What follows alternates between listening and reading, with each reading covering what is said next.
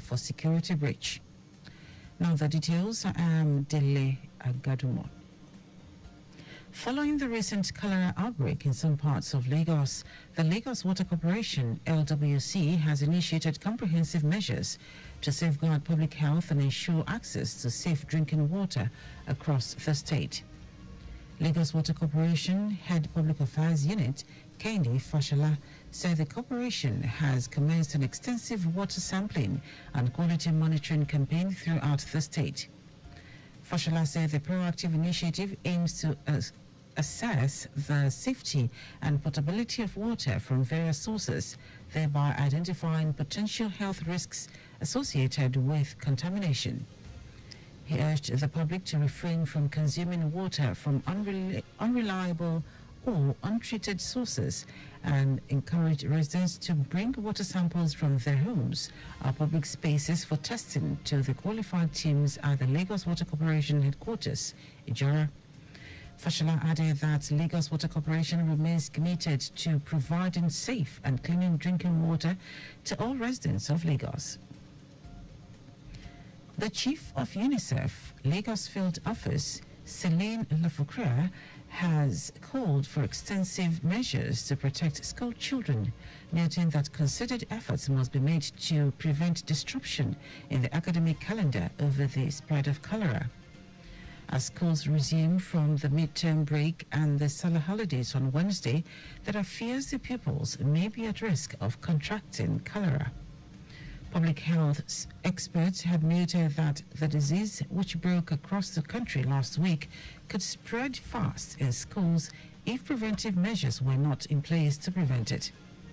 Also, the Nigeria Center for Disease Control and Prevention had warned the public of the increasing trend of cholera cases as the rainy season intensifies.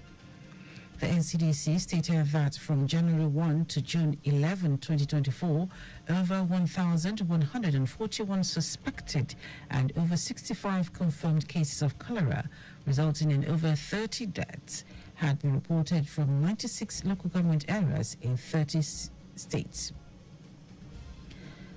The Medical Director, General Hospital, Ikorodu, Taiwo Hassan, has reaffirmed the hospital's commitment to providing accessible and high-quality healthcare service to residents in Ikorodu and environs. Hassan stated this during the groundbreaking ceremony of a new state-of-the-art renal center, sponsored and supported by the Ikorodu Division Peace Initiatives Limited and Odofi of Ikorodu, Adewumi Ogusoya. He said the facility, which will be equipped with the latest technology and a team of skilled professionals, promises to be a lifeline for patients grappling with kidney disease in Ikorodu community and its environs. Hassan added that the construction of the dialysis center within the General Hospital Ikorodu would mark a new era of healthcare excellence. Lagos State Government has reiterated its commitment to continuously support small and medium entrepreneurs, SMEs, to grow businesses.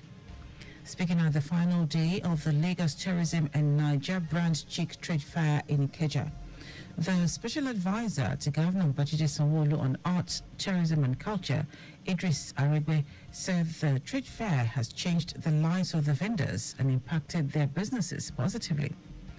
Aregbe, while stressing the Lagos State Government's commitment to growing SMEs, said Lagos will continue to lead when it comes to art, entertainment, commerce and industry. Lagos is huge when it comes to values like this: economic value, entertainment value, numbers and all that. So we need to be able to combat those numbers and those values into something that is meaningful.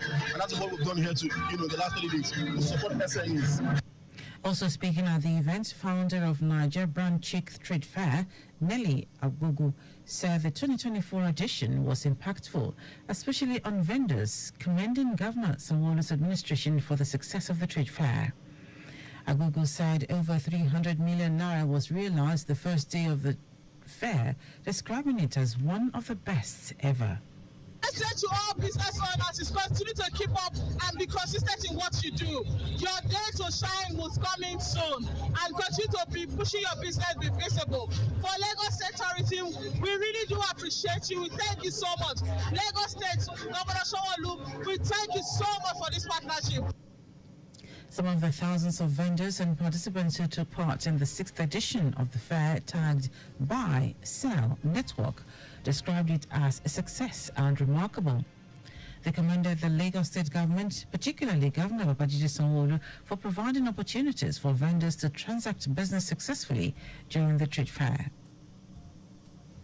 Now to the rest of the stories. The Senate says President Bola Tinubu will send the 2024 supplementary budget to the legislators for approval after resumption.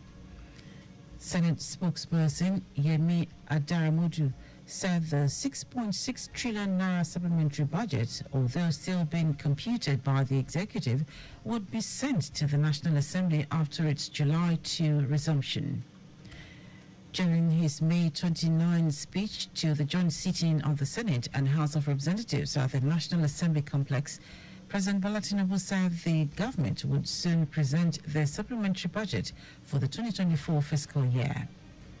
Minister of Budget and Economic Planning, Atiku Bagudu, pointed out that the supplementary budget would be spent on 4 identified transformational projects.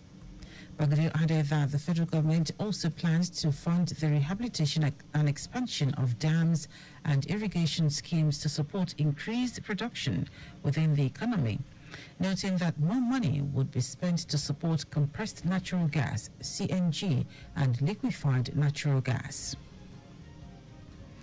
The governor of Cross River State, Basi Otu, has commended President Bola Tinubu for the ongoing Lagos-Calabar Coastal Highway, saying the project would strengthen the socio-economic ties between the southwest and the south-south regions of the country. Otu said this during the South-South zonal meeting held in Calabar. At the meeting, the Senate President, Godswill Akpabio, said construction work would commence on the south-south section of the Lagos-Calabar Coastal Highway in 2 weeks. Akpabio also noted that the federal government had approved the commencement of construction work on the Calabar axis of the Coastal Highway, that he and the Minister of Works, David Umahi, would be flagging off the construction. He also stressed that the return of the Senate presidency position to the South-South after 45 years would endear the region to the federal government to foster rapid development in the region. And now to foreign news. At least 11 people have died and more than 60 are missing as a result of 2 shipwrecks off the coast of southern Italy. German charity rescue ship said it picked up 51 people from a sinking wooden boat and found 10 bodies trapped in the lower deck near the island of Lampedusa. In a separate incident, the Mercedes Sans Frontières Médecins Sans Frontières MSF said more than 60 people were reported missing, with 26 of them feared to be children. The UN agency said the boats were carrying migrants who had set off from Libya and Turkey. Survivors of the shipwreck near Lampedusa were handed over to the Italian Coast Guard and taken ashore while the deceased were being towed to the island. Now sport. The Nigeria Premier Football League (NPFL) has fined Bayelsa United 3 million naira for security breach and failure to provide effective crowd control in their match day 37 encounter against Shooting Stars. Bayelsa United fines encroached the pitch in the second half of the encounter played at the Samson CSL Stadium, Yenagoa, which forced the game to be suspended for a few minutes. Shooting Stars goalkeeper Okemute Oda was also attacked by a supporter of the home team, and Bayelsa United are also to pay Oda a compensation fee of 250,000 naira, identified and prosecute the culprit of the assault within 48 hours of receiving a notice of sanctions. The NPFL further stated that failure by Bayelsa United to identify, prosecute and provide evidence of prosecuting the culprit may result in additional sanctions. The league body also announced that the culprit, pending identification and prosecution, is banned from all NPFL match venues for a year. Bayelsa United have 48 hours from the date of notice to appeal the sanctions. And that is on news at 10. Just before we go, always slow down at road junctions, intersections and pedestrian crossings. You can follow us and like all our various social media platforms: X, Traffic Radio 961, Facebook, Lagos Traffic Radio 961, Instagram, Lagos Traffic Radio 961. Subscribe and watch our news and programs live on YouTube at Traffic Radio 961. You can also visit our website at trafficradio961.ng. Did you know that the Sowell administration upgraded 2 higher institutions to universities? You can get more details on the Lagos State Government website. To end the news are the highlights of the major stories. Following the recent cholera outbreak in some parts of Lagos, the Lagos Water Corporation, LWC, has initiated comprehensive measures to safeguard public health and ensure access to safe drinking water across the state. The Senate says President Bola Tinubu will send the 2024 supplementary budget to the legislators for approval after resumption. We also told you that at least 11 people have died and more than 60 are missing as a result of 2 shipwrecks off the coast of southern Italy. And in sports, the Nigeria Premier Football League, NPFL, has fined Bayelsa United 3 million naira for security breach and failure to provide effective crowd control in their match day 37 encounter against Shooting Stars. For contact in the newsroom, send a message to info@trafficradio961.ng. That ends the news broadcast compiled by Adesuwa Ejoyoka. I am Dele Agadumo. Good morning. Thank you for listening.